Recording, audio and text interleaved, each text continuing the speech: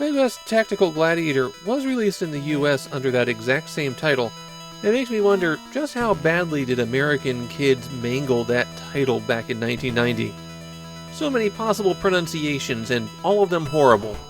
And I'd even include the proper one in that horrible list. Veigues started out as a computer game for the PC 8801 platform. That original version was created by Game Arts, who also created Dexter and Slip Heat. The PC-88 was not the strongest platform for side-scrolling action games, but they could use one of the biggest tools in the computer game developer's toolbox, making it really complicated.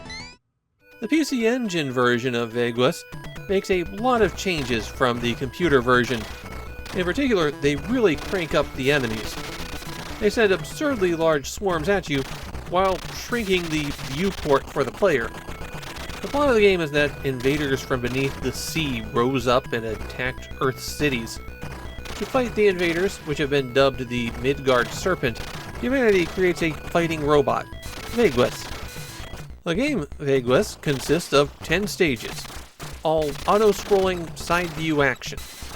Button 1 fires the gun held in your right hand, Button 2 throws an explosive punch with your left hand, and pressing both buttons simultaneously fires the Vulcan gun in your chest. That chest gun can be aimed up and down while you're pressing the buttons. The ranged weapons all have a bit of built-in auto-fire, so you can just hold those down without any concern.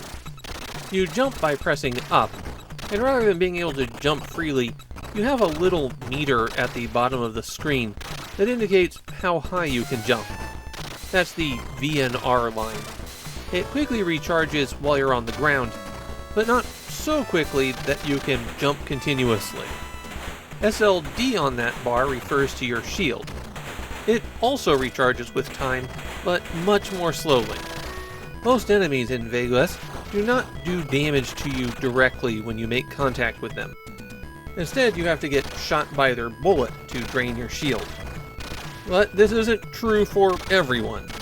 There are some enemies, and the bosses in particular, that will damage you with contact.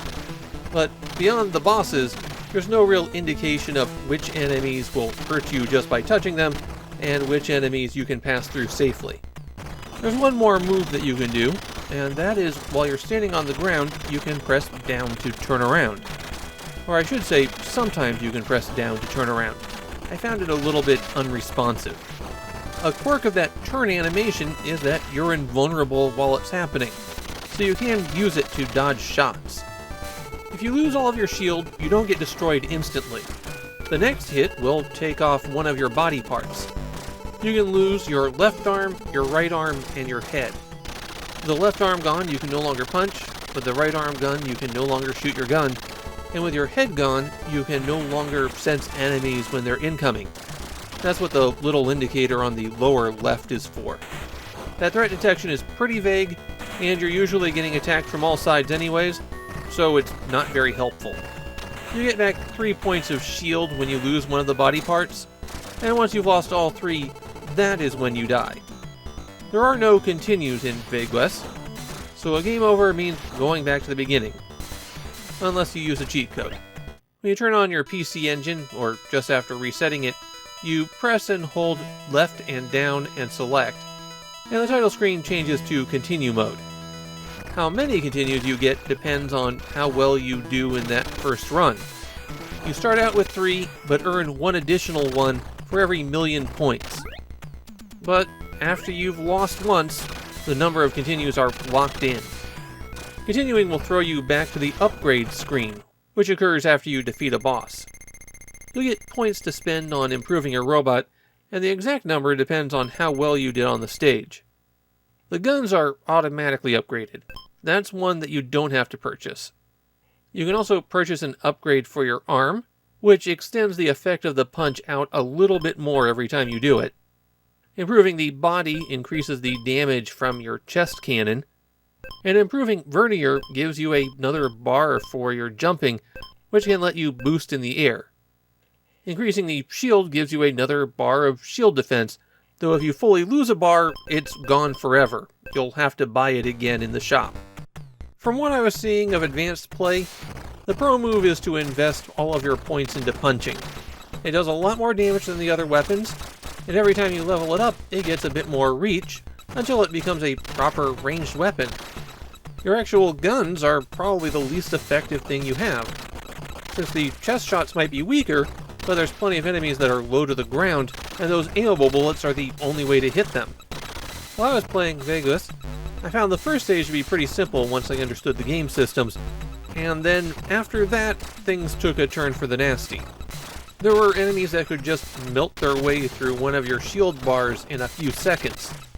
And with the sheer flood of enemies that occurs, it becomes pretty tough to make progress. For the video's sake, I wound up buying extra shields, but even that could only carry me so far. This is one of those games where really the only way you can make progress is by memorizing the stage. Most Japanese players don't think very fondly of Veigues. Though, I did find one person, who might be the game's sole fan, who said it was a true masterpiece. And I did not like this at all. For a game that's throwing so much at you, you have very little maneuverability. Your weapons are boring, it'd be better if you could duck and attack, and sometimes everything just felt unresponsive. Another problem I had was that the music was truly dire. You probably didn't hear it much because of the sound effects covering it, but I found Veigues' music to be very shrill and painful. The best thing about the game is that there are a lot of things that you can do, a lot of upgrade paths that you could follow, but I didn't like playing the action itself, and that's really the part of the game.